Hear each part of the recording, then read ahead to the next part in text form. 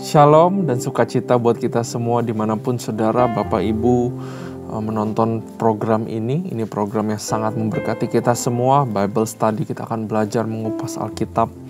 Nah, tapi sebelum kita masuk ke dalam pembelajaran hari ini, saudara, saya mau ajak kita semua untuk memuji dan menyembah Tuhan terlebih dahulu.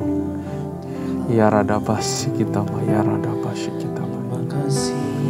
Terima kasih Tuhan.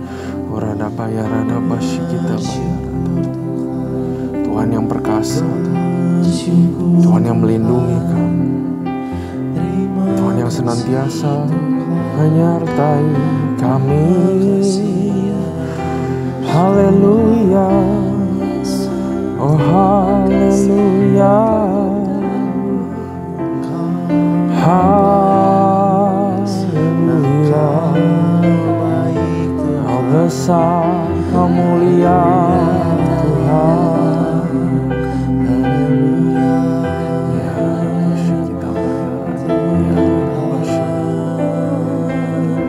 Oh Yesus, ya radabasi kami saksikan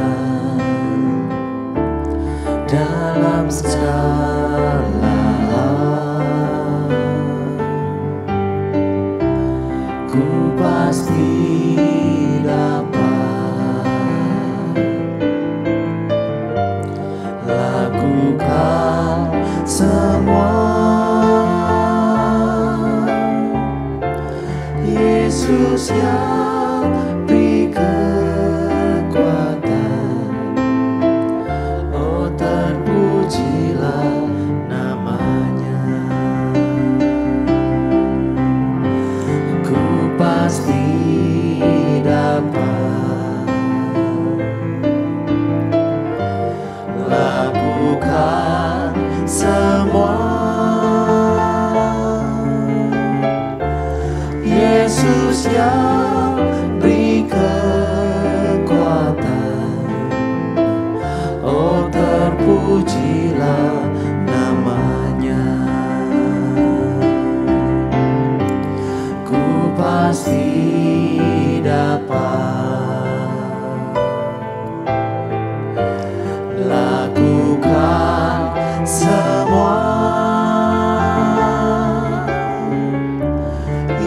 Yesus yang beri kekuatan, oh terpujilah namanya.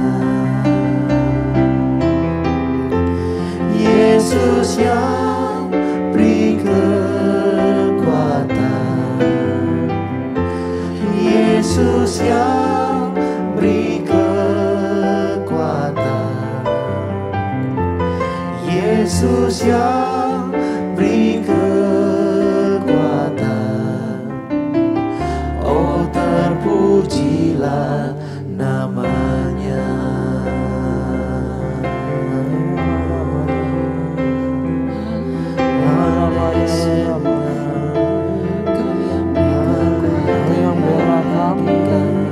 Siapa lawanmu Tuhan? Siapa lawanmu? Bapa ya rara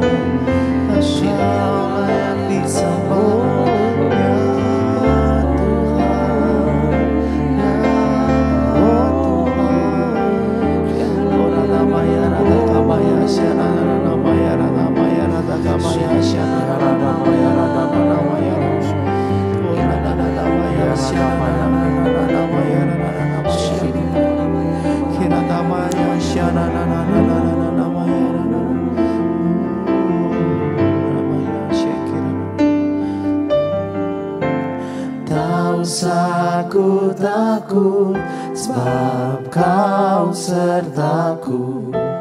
Tak usah ku bimbang, Kau di dalamku. Tak usah ku cemas, Kau penghiburku. Saat ku lemah, Kau kuatku. Tak usah ku takut, sebab Kau sertaku. Tak usah ku bimbang, Kau di dalamku. Tak usah ku cemas, Kau penghiburku. Saat ku lemah, Kau kuatku. Tak usah ku takut, sebab Kau sertaku. Tak usah ku bimbang, Kau di dalamku. Tak usah ku cemas, Kau penghiburku. Saat ku lemah, Kau kuatku. Ku nyanyi haleluya,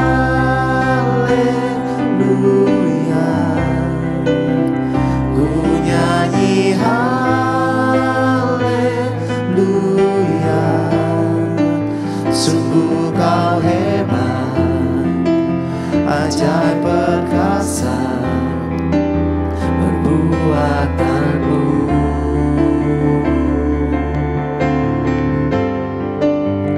Ku nyanyi haleluya, ku nyanyi haleluya.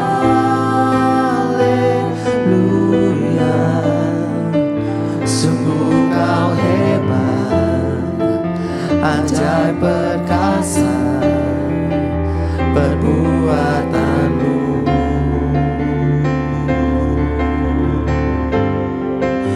Ku nyanyi haleluya,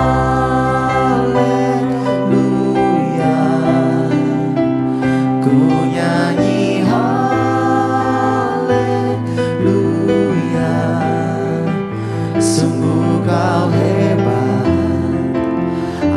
ajaib perkasa perbuatanmu.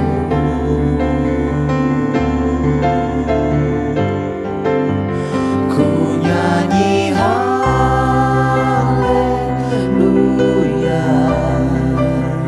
ku nyanyi haleluya. Sungguh kau hebat, ajaib perkasa perbuatanmu.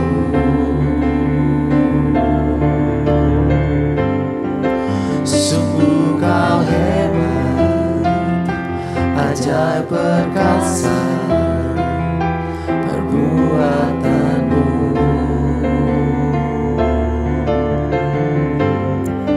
Sungguh kau hebat, ajaib perkasa perbuatanmu. Di hidupku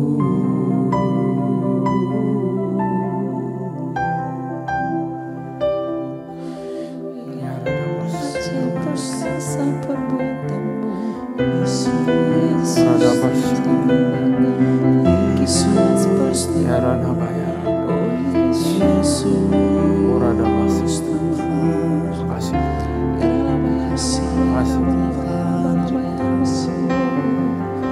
Thank you Jesus. Kami bersyukur punya Allah yang begitu luar biasa.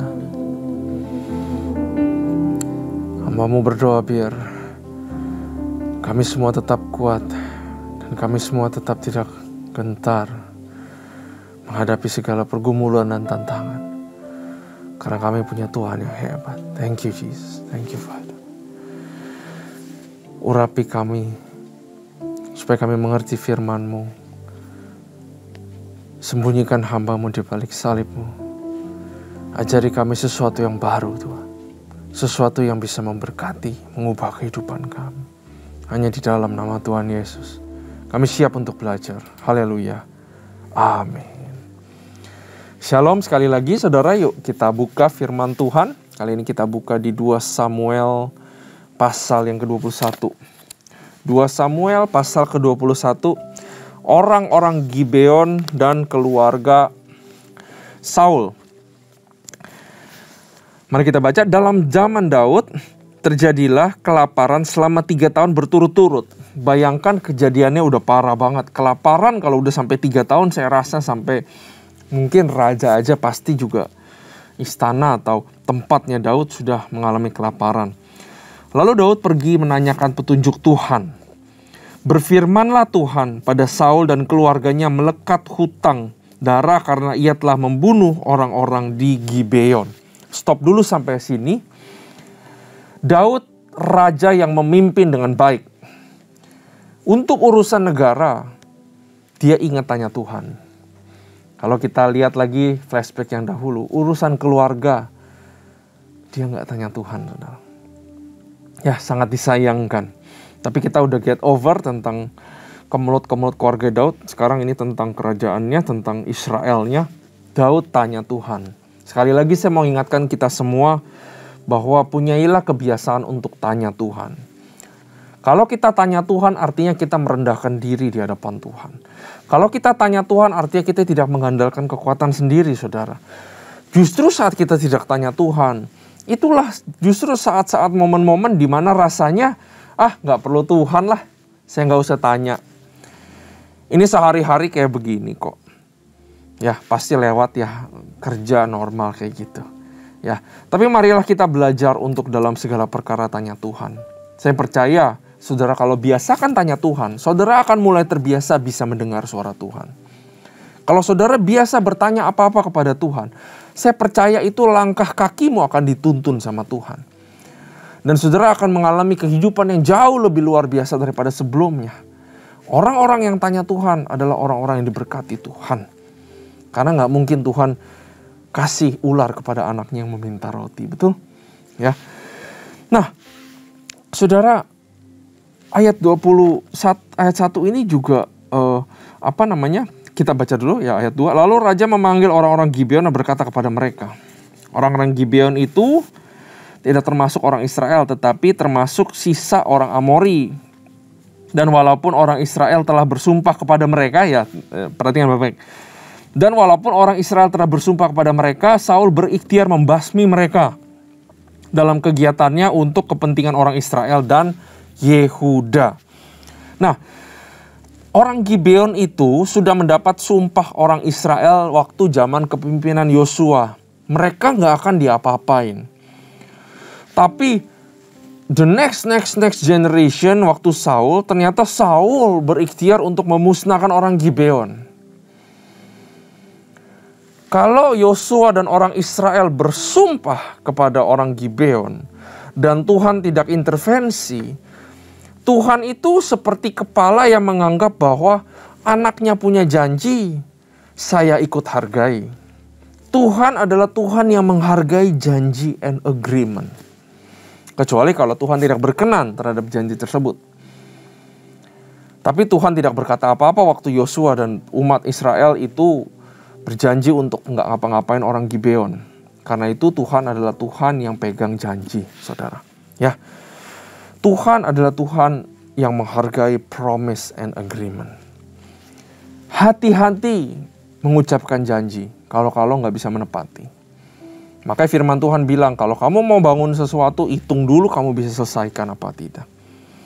Kadang-kadang kata, ya gue janji deh, ya itu udah banyak nyelip di dalam kata-kata kehidupan.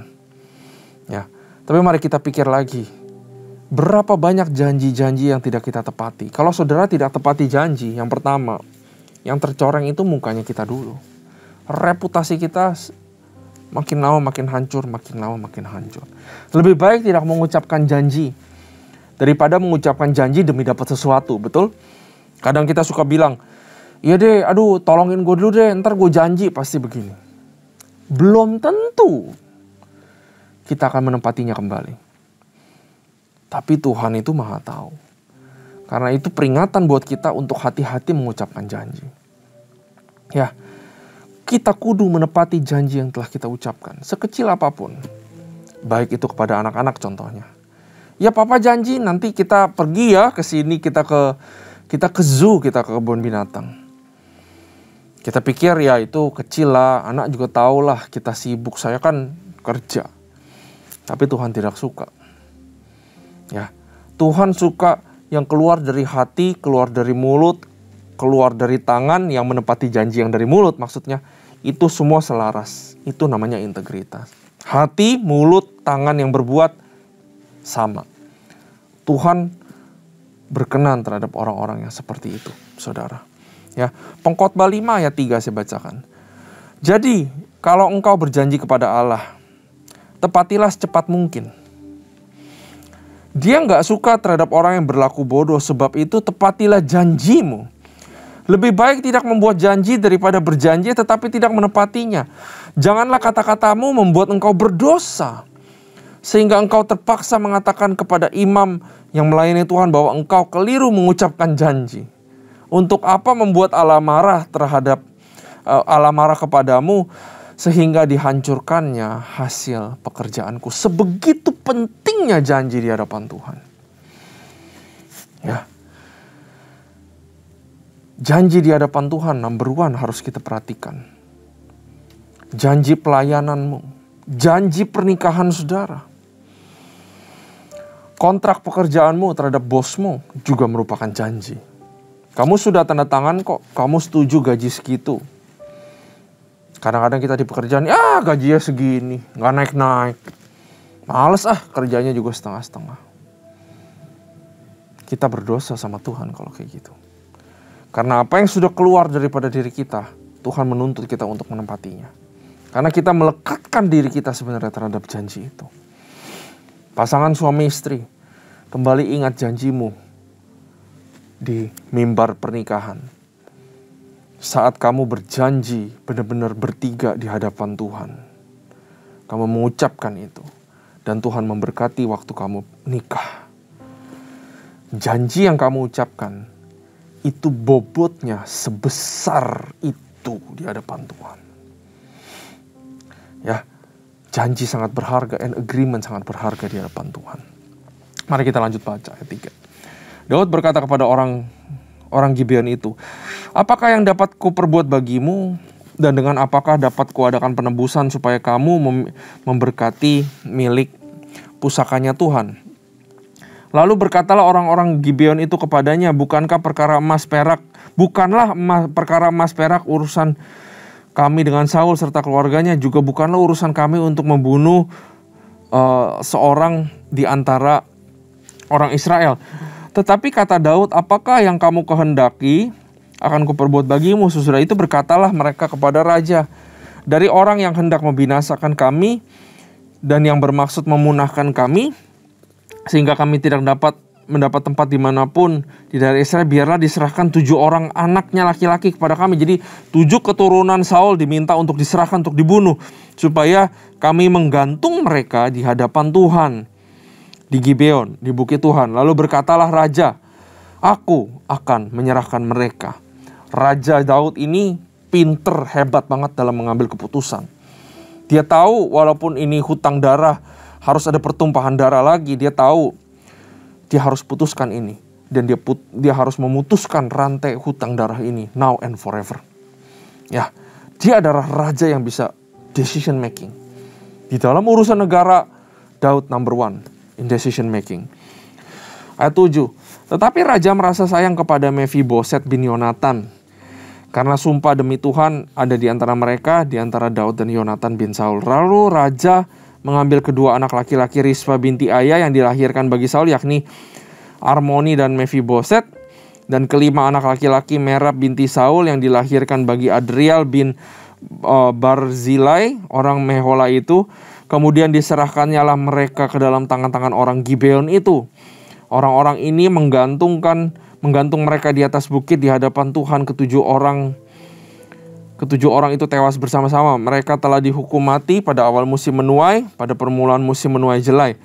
Lalu Rispa binti Aya mengambil kain karung dan membentangkannya bagi dirinya di atas gunung batu dari permulaan musim menuai sampai tercurah air dari langit ke atas mayat mereka.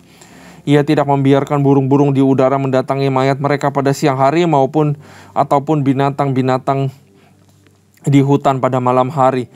Ketika diberitahukan kepada Daud apa yang diperbuat Rispa binti Aya gunik Saul itu, maka pergilah Daud mengambil tulang-tulang Saul dan tulang-tulang Yonatan anaknya dari warga kota Yabes Gilead yang telah mencuri tulang-tulang itu dari tanah lapang di Betsan, tempat orang Filistin menggantung mereka.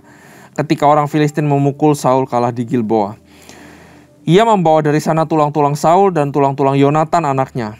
Dikumpulkanlah juga tulang-tulang orang yang digantung tadi, lalu dikuburkan bersama di tanah Benyamin di Zela, di dalam kubur Kish ayahnya. Orang melakukan segala sesuatu yang diperintahkan raja, maka sesudah itu Allah mengabulkan doa untuk negeri itu. Peperangan melawan orang Filistin. Ketika terjadi lagi peperangan antara orang Filistin dan orang Israel, maka berangkatlah Daud bersama-sama dengan orangnya lalu berperang melawan orang Filistin sampai Daud menjadi letih lesu. Jadi Daud sudah tua di sini, saudara. Yisbi Benob yang termasuk keturunan raksasa, berat tombaknya 300 sikal tembaga, dan ia menyandang pedang yang baru, menyangka dapat menewaskan Daud. Tetapi Abisai anak Zeruya datang menolong Daud lalu merobohkan dan membunuh orang Filistin itu. Pada waktu itu orang-orang Daud memohon dengan sangat kepadanya, kata mereka, janganlah lagi engkau maju berperang bersama-sama dengan kami, supaya keturunan Israel jangan punah bersama-sama dengan engkau. Sesudah itu terjadi lagi pertempuran melawan orang Filistin di Gob. Pada waktu itu Sibkai orang Husa memukul Kalasaf yang termasuk keturunan raksasa, dan terjadi lagi pertempuran melawan orang Filistin di Gob. Elhanan bin Yare Oregim orang Betlehem itu menewaskan Goliat. Ini adalah kemungkinan besar adalah saudaranya Goliat, saudara. Orang Gad itu yang gagang tombaknya seperti pesa tukang tenun. Lalu terjadi lagi pertempuran di Gad, dan di sana ada seorang yang tinggi perawakannya, yang tangannya dan kakinya masing-masing berjari 6, 24 seluruhnya, dan juga orang ini termasuk keturunan raksasa. Ia mengolok-olok orang Israel. Maka Yonatan anak Simea kakak Daud menewaskannya. Keempat orang ini termasuk keturunan raksasa di Gad. Mereka tewas oleh tangan Daud dan oleh tangan orang-orangnya. Nah, kita lihat bagaimana janji akhirnya ditepati dan Israel kembali masuk kepada track normal Ya, peperangan juga dimenangkan, bahkan raksasa-raksasa ini dibunuh oleh banyak sekali di sini disebutkan giant killers, saudara. Nah, saudara, Daud mengambil keputusan yang sangat tegas untuk membalikan arah sebuah bangsa. Pemimpin harus mengambil keputusan yang tegas. Apa jadinya kalau Daud ragu-ragu lagi, sama seperti dia ragu-ragu menindaklanjuti kejadian perkara rumah tangganya? Maka bangsa Israel pasti akan hancur dan tidak ada masa depannya, saudara. Ya, saya belajar banyak tentang Daud di mana dia berani untuk mengambil keputusan. Mungkin kita bertanya, saudara, Daud enak dengar langsung Tuhan ngomong apa. Saya kalau dengar Tuhan langsung ngomong apa juga yang pasti saya turutin. Belum tentu, saudara. Jangan kira kita kalau dengar suara Tuhan langsung kita pasti turutin. Belum tentu. Kita lihat di firman Tuhan selama ini dari Kejadian, berapa banyak orang Israel dengar suara Tuhan, tapi mereka nggak dengerin Tuhan. Manusia itu, hati kita itu bebal, saudara. Belum tentu kita dengerin Tuhan. Apalagi zaman sekarang, siapakah dari kita yang berani angkat tangan dan bilang, iya saya mah bisa dengar Tuhan secara audible. Saya percaya mungkin ada. Kalau saya pribadi, saya sulit untuk mendengar suara Tuhan secara audible. Memang bukan mungkin bagian daripada saya. Ya. Nah, tapi ada banyak cara supaya kita bisa memutuskan dengan tegas. Kita tanya Tuhan, dan Tuhan berbicara lewat berbagai macam cara, saudara. Saya sharing singkat aja. Ya. Tuhan berbicara lewat firman Tuhan, lewat Bible. Everything that you need in life is written in the Bible.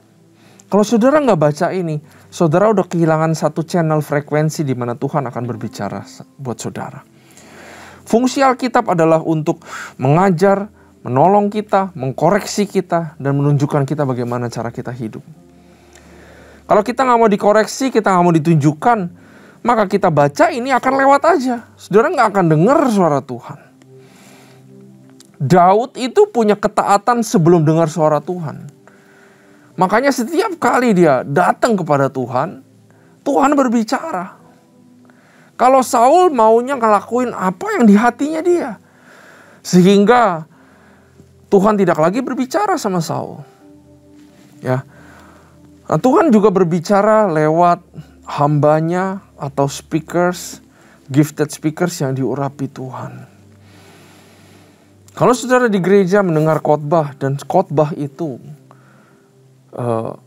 relevan buat saudara, saudara tertegur dan saudara jadi berubah, itu Tuhan ngomong buat saudara. Bukan pembicara itu yang ngomong buat saudara. Kadang-kadang kemuliaan harusnya buat Tuhan, betul? Bukan buat pembicaranya. Tapi itu Tuhan ngomong. Jadi yang pertama Tuhan ngomong lewat Alkitab, Tuhan ngomong lewat pembicaranya. Tuhan ngomong lewat pergaulan di gereja. Tuhan ngomong lewat teman-teman gerejamu yang membangun komsel. Ya, Tuhan berbicara melalui impressions. Ya, kadang-kadang muncul ide, muncul thoughts. Itu dari Tuhan, saudara. Makanya kita harus selalu uji juga. Ini dari Tuhan, apa dari kita sendiri, atau dari iblis, saudara. Iblis berbicara kepada kita, namanya godaan atau temptation. Ya. Tapi kalau Tuhan berbicara sama kita, namanya inspiration. Saudara harus ingat ini. If you are inspired tiba-tiba untuk nolong orang, if you are inspired tiba-tiba untuk melakukan hal yang baik, yang saudara tahu ini memuliakan Tuhan, that's from God. Tapi kalau saudara tiba-tiba ada muncul impresi yang ini kayaknya godaan, ini kayaknya bikin saya bersalah di hadapan Tuhan, that's from the devil. Ya, Tuhan juga berbicara lewat kemalangan atau duka cita untuk menyadarkan kita mungkin, atau memperlihatkan kebesarannya Dia. Ya, jadi begitu banyak cara Tuhan ngomong kepada kita. Daud bisa kembali memimpin bangsa Israel back on the track karena Daud komunikasi sama Tuhan, karena Daud dengar ngomongan Tuhan. Dan Daud mengambil keputusan dengan tepat. Karena itu saudara, biasakanlah untuk bertanya kepada Tuhan. Tadi saya udah bilang, Saya sudah sebutkan beberapa cara Tuhan ngomong kepada kita. Maukah kita taat melakukan apa yang Tuhan bicara kepada kita? Buatlah keputusan sekarang. Dan mulailah hidup kita semakin berkenan di hadapan Tuhan. Terima kasih Tuhan buat Bible Study pada hari ini. Kami bersyukur Kau Tuhan yang baik. Kau Tuhan yang selalu menuntun kami lewat firman-Mu. Firman-Mu berbicara begitu banyak hal, mengkoreksi, menunjukkan bagaimana kami hidup, dan menolong kami di kehidupan sehari-hari kami. Biarlah kami mempunyai hati yang semangat untuk menantikan next Bible Study juga Tuhan. Berkati kami semua yang akan menjalani keseharian kami. Berkati kami semua yang mengalami pergumulan. Biar kami biasakan diri untuk bertanya kepada Engkau. Hanya di dalam nama Tuhan Yesus kami berdoa. Haleluya. Amin. Tuhan Yesus memberkati.